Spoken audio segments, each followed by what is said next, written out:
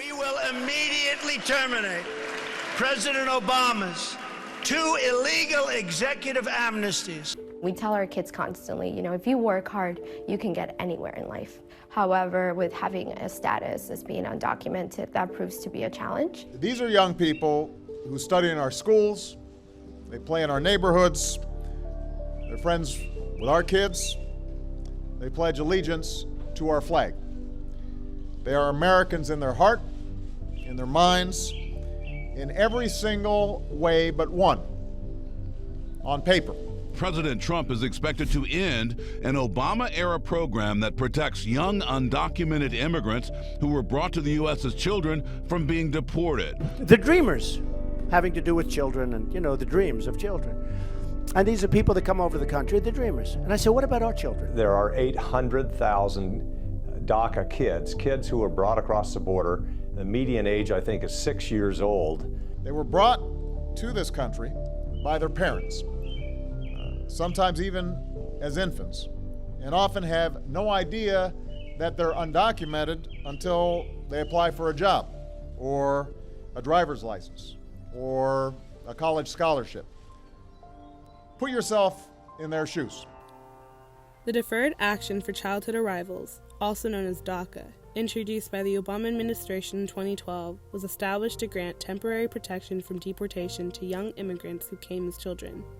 It gave over 800,000 undocumented immigrants a work permit, a social security number, a state license, and allowed them to continue living, learning, and working in this country without the fear of deportation.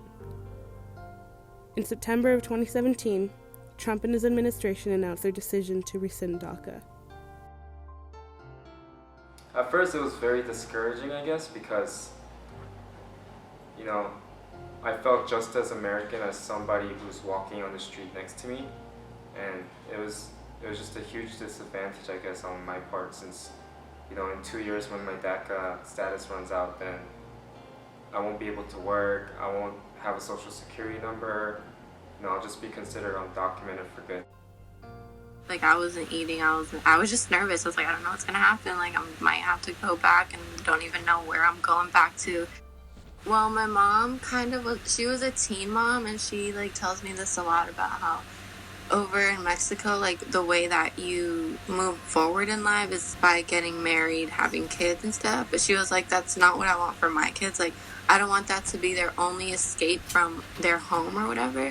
So she wanted us to come down here, or up here, to have better access to education, be able to get a degree, go to college, get a good job, have a good career, and not have to live the same life that she did.